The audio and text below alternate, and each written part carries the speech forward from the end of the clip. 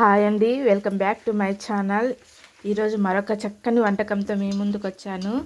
అదే మేమైతే పచ్చిపిండి రొట్టె అంటాము, కారం రొట్టె అంటాము. రాయలసీమ స్పెషల్ ఇది కారం రొట్టె.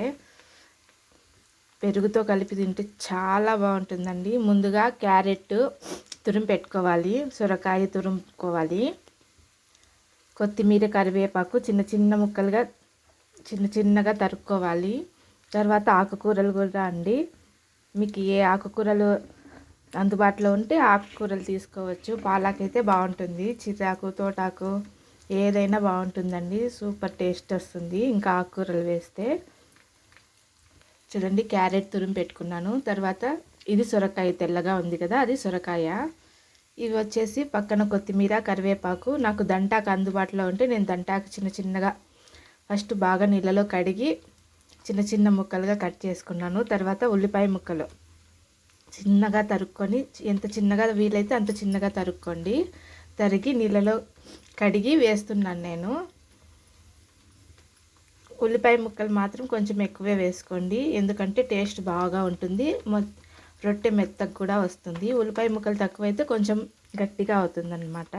అందుకు నేను 1/4 కేజీ క్యారెట్ తురుముకున్నాను. ఉల్లిపాయ ముక్కలు మీడియం సైజువి 3 ఉల్లిపాయలు కట్ చేసుకున్నాను. తర్వాత పిండి అండి జల్లించి వేస్తున్నాను. ఏమైనా ఉంటుంది కదా వేస్టేజ్, అది పిండిలో పడకుండా జల్లెడ పట్టుకొని ఒక పావు పిండి వేసుకున్నాను వీటన్నింటికి. ఎప్పుడైనా సరే జల్లెడ పట్టి తీసుకోండి పిండి, అప్పుడే మనకి హెల్తీగా ఉంటుంది. పిండి జల్లెడ పట్టడం అయిపోయింది. ఇప్పుడు ఇవన్నీ తురుము పెట్టుకున్నాం కదా, అందులోనే కదా మనం పిండి వేసుకున్నది, బాగా కలుపుకోవాలి. సొరకాయలో తేమ ఉంటుంది కదండి, క్యారెట్లో కొంచెం తేమ ఉంటుంది. ఇవన్నీ బాగా కలిసిపోయేంత వరకు బాగా కలుపుకోవాలి. పిండి పిసికి కలుపుకోవాలి చేత్తో ఒత్తుకుంటూ, అప్పుడే అవన్నీ బాగా కలిసిపోతాయి. పిండి బాగా కలిసిపోయిన తర్వాత నీళ్ళు చూసుకొని వేసుకోవాలి. చూడండి, నేను బాగా కలుపుతున్నాను, చేత్తో ఒత్తుతూ కలుపుతున్నాను. ఎందుకంటే క్యారెట్ సొరకాయలో ఉండే నీరంతా పిండికి పట్టాలి కదా, అప్పుడే టేస్ట్ బాగా వస్తుంది. అందుకే అలా ఒత్తుతూ చేత్తో అదుముతూ పిండుతున్నాను.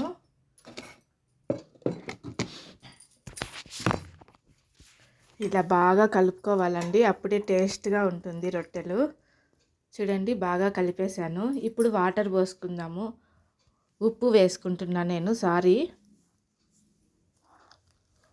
ఉప్పు వేసుకొని పచ్చిమిరపకాయలు మిక్సీ వేసిన కారం వేసుకుంటున్నాను. మిక్సీకి వేస్తే పచ్చిమిరపకాయలు బాగా కలిసిపోతుంది పిండిలో, మనకు నోటికి తగలకుండా కారంగా అనిపించదు. ఇది వచ్చేసి శనగపప్పులు, పల్లీలు అంటారు కదా, అవి మిక్సీకి వేసుకోవాలి. వేయించైనా వేసుకోవచ్చు, అలాగే పచ్చివైనా వేసుకోవచ్చు. ఆ పొడి కొంచెం ఎక్కువే వేసుకోండి, నేను చూపించిన దానికంటే కొంచెం ఎక్కువే వేసుకోండి. అవి కూడా బాగా కలిసిపోయేంత వరకు చేత్తో బాగా కలుపుకోవాలి. పిండి అంతటికీ పట్టేలా, ఆ 3 సమానంగా పట్టేలా బాగా కలుపుకున్న తర్వాత ఇప్పుడు వాటర్ పోసుకుందాము.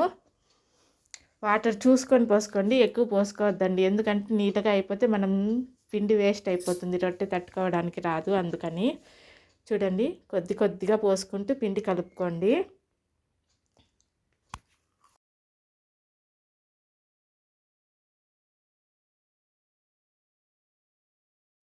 నీళ్లు పోసుకున్న తర్వాత పిండి బాగా కలుపుకోండి. చూడండి, ఈ కన్సిస్టెన్సీలో వస్తే చాలు, రొట్టె తట్టడానికి మనకు వీలుగా ఉంటే చాలు. ఎక్కడ గడ్డలు లేకుండా బాగా చూసుకొని కలుపుకోండి.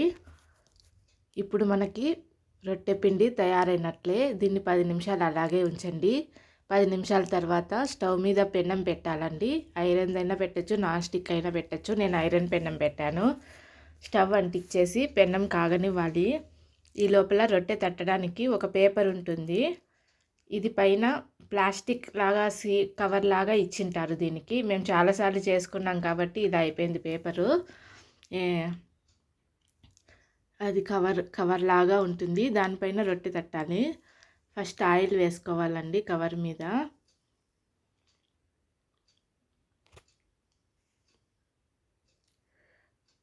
ఒక స్పూన్ ఆయిల్ వేసి బాగా స్ప్రెడ్ చేసుకోవాలి కవర్ మీద.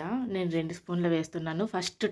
ఫస్ట్ సారి రొట్టె తడుతున్నాం కాబట్టి అందుకు 2 స్పూన్లు వేస్తే రొట్టె పిండికి అతుక్కోకుండా ఉంటుంది.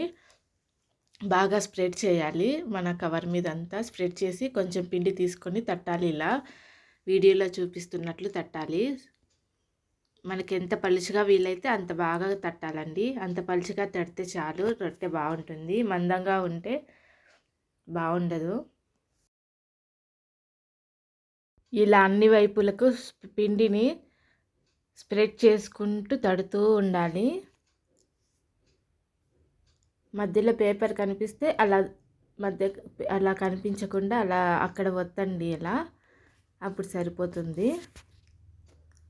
ఇలా తట్టుకోవాలి, పలుచగా తట్టుకోవాలి. టేస్ట్ బాగా వస్తుంది. బాగా కాలుతాయి రొట్టెలు.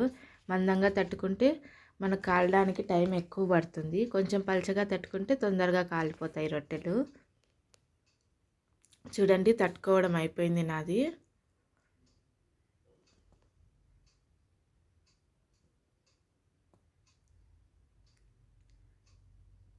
ఇలా తట్టుకున్న తర్వాత మనం స్టవ్ మీద పెన్నం పెట్టుకున్నాం కదా, ఆ పెన్నం కూడా కాలిపోయింది. బాగా వేడెక్కేసింది. ఇప్పుడు పెన్నం పైన 2 స్పూన్లు ఆయిల్ వేసి బాగా స్ప్రెడ్ చేయాలి పెన్నం అంతటికి. చూడండి, నేను చూపిస్తున్నాను కదా, పెన్నం అంతటికి స్ప్రెడ్ చేయాలి. అప్పుడే రొట్టె వేసినా కూడా మనకి అతుక్కోకుండా వస్తుంది. ఫస్ట్ రొట్టె కాబట్టి కొంచెం ఆయిల్ ఎక్కువ వేస్తే బాగా అతుక్కోదు. ఇంకా సెకండ్ టైం నుంచి కొంచెం వేసినా సరిపోతుంది. ఫస్ట్ టైం కాబట్టి ఇదే కొంచెం ఎక్కువ ఆయిల్ వేసేయండి. చూడండి, నేను చూస్తున్నాను, పెన్నం బాగా హీట్ ఎక్కిపోయింది. ఇప్పుడు రొట్టె వేస్తున్నాను అనమాట. పేపర్ మనం తట్టుకున్నాం కదా, దాన్ని పెన్నం పైన వచ్చేటట్టు వేయండి. చూసుకొని వేయండి. నాది కొంచెం పక్కకు పడింది. అలా కాకుండా మధ్యలోకి వేయండి. పేపరు పెన్నం మధ్యలోకి వేస్తే రొట్టె బాగా ఉంటుంది. అలా 5 నిమిషాలు అలా వదిలేయండి. 5 నిమిషాల తర్వాత పేపర్ చూసి తీసేయండి.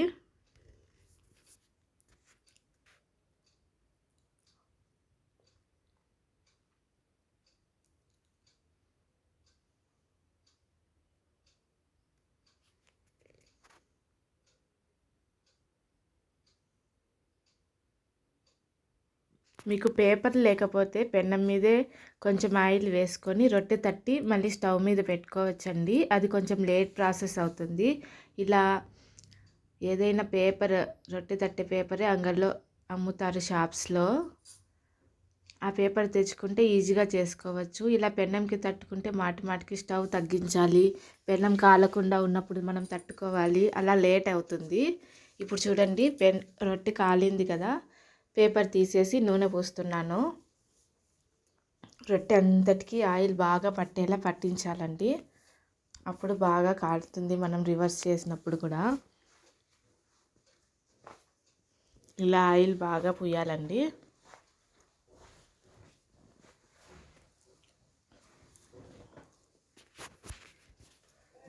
టేస్ట్ అయితే చాలా బాగుంటుందండి. ఒకటి తింటే చాలు, కడుపు నిండిపోతుంది. హెల్తీ కూడా కదా, ఎందుకంటే క్యారెట్, ఆకుకూరలు అన్నీ వేస్తాం కదా. టేస్ట్ హెల్త్ చాలా బాగుంటుంది. ఏమంటే కొంచెం ప్రాసెస్ ఎక్కువ, ఓపికగా చేసుకోవాలి. అంటే మనం ఎక్కువ తినాల్సిన అవసరం లేదు కదండి. ఒకటి తింటే చాలు, కడుపు నిండిపోతుంది. కాబట్టి ఈజీగానే చేసుకోవచ్చు. ఇప్పుడు ఇంకొక సైడ్కి తిప్పేసాను అనమాట.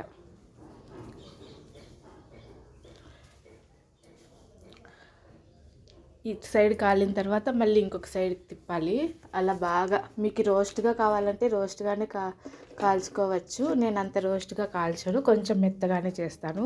ఇప్పుడు పేపర్ మీద ఆ రొట్టె కాలే లోపల పేపర్ మీద ఆయిల్ వేసి మనం ఫస్ట్ తట్టుకున్నాం కదా రొట్టె, అలాగే కొంచెం పిండి తీసుకొని స్ప్రెడ్ చేసుకోవాలి సమానంగా. ఇంకొక రొట్టె తట్టుకుంటున్నాను నేను. నాకు తట్టడం అయిపోయింది. ఒక గిన్నెలో నీళ్ళు పెట్టుకుంటే మాటికి చెయ్యి కడుక్కోవాల్సిన అవసరం లేదు. ఆ గిన్నెలోనే చెయ్యి కడుక్కుంటే సరిపోతుంది. ఇప్పుడు చూడండి, రొట్టె కాలింది కదా, నేను ఒక ప్లేట్లోకి తీసుకుంటున్నాను. చూడండి, మీకు తెలిసిపోతుంది కాలిందా ఇంకా రోస్ట్గా కావాలా చాలా అన్నట్టు. నేనైతే అంత రోస్ట్ ఏం చెయ్యనండి, మ్యాక్సిమం వరకు కాలుస్తాను, రోస్ట్ మాత్రం చేయను. ఇప్పుడు తీసేస్తున్నాను, ఒక ప్లేట్లోకి తీసుకుంటున్నాను. మనం ఇందాక చేసుకున్నాం కదా, ఇంకొక రొట్టె తట్టుకున్నాం కదా, అది కూడా అలాగే కాల్చాలండి. ఆయిల్ వేసి పెనంకి ఇప్పుడు కొంచెం పూస్తే చాలు, ముందుకు పూసినట్టు ఎక్కువ అవసరం లేదు, కొంచెం పూస్తే చాలు.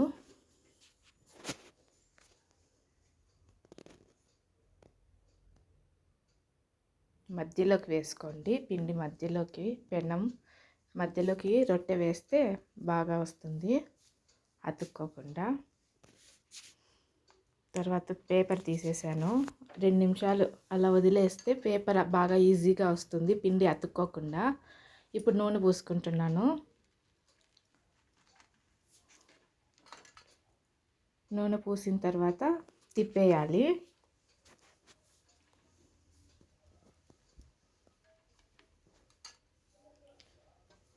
నూనె బాగా పూసుకోండి, అప్పుడే బాగుంటుంది, బాగా కాలుతుంది రొట్టె. ఇప్పుడు ఇటు సైడ్కి తిప్పేసాను.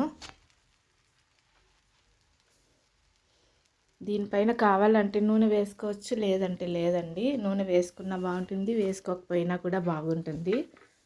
ఇప్పుడు 2 వైపులా కాలనివ్వాలి.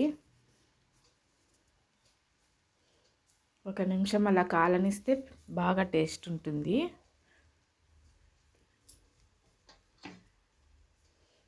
ఇప్పుడు నేను ఇంకొక వైపు తిప్పేస్తున్నాను.